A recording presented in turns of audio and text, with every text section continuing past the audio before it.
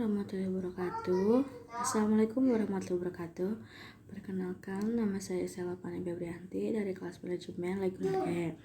Di sini saya akan mempresentasikan keseimbangan perekonomian dua sektor. Perekonomian dua sektor yang terdiri dari rumah tangga, perusahaan.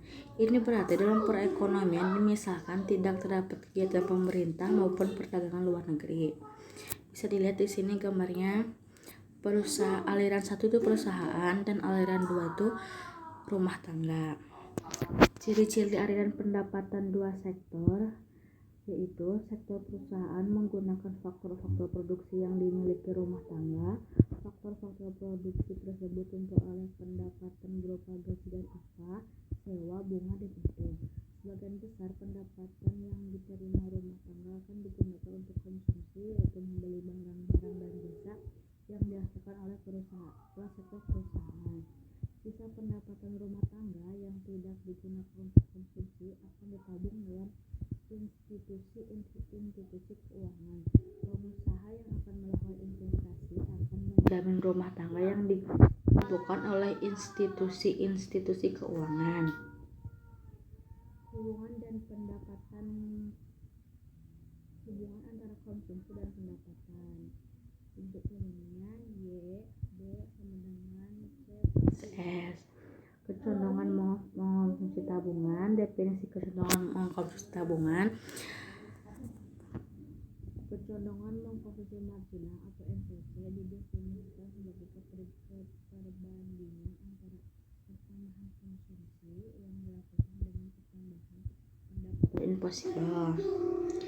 Definisi kecondongan menabung. Kecondongan mengkonsumsi marginal MPS didefinisikan sebagai perbandingan antara pertambahan tabungan yang dilakukan oleh pertambahan pendapatan disposable. Nah, fungsi konsumsi dan tabungan. Fungsi konsumsi adalah suatu kurva yang menggambarkan sifat hubungan antara tingkat konsumsi rumah tangga dalam perekonomian dengan pendapatan nasional atau pendapatan disposable perekonomian tersebut. Fungsi tabungan adalah suatu kurva yang menggambarkan sifat hubungan di antara tingkat tabungan rumah tangga dalam perekonomian dengan pendapatan nasional atau pendapatan disposable perekonomian tersebut.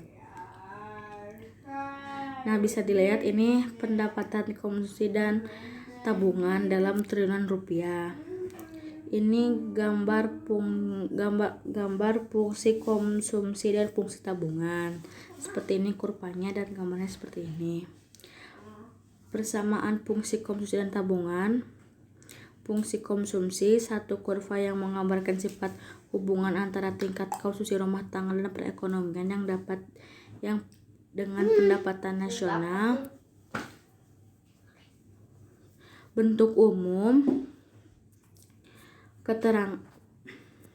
investasi, pengeluaran perusahaan untuk membeli barang-barang modal dan perlengkapan produksi untuk menambah kemampuan memproduksi barang dan jasa dalam perekonomian.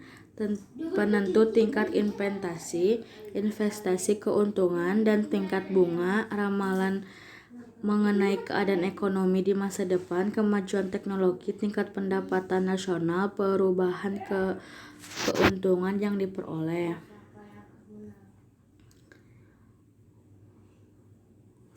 Kurva investasi, kurva yang menunjukkan hubungan antara investasi dengan pendapatan nasional, bentuk dan dudukannya fungsi investasi. Pendapatan nasional ini gambar investasi perubahan. Seperti ini.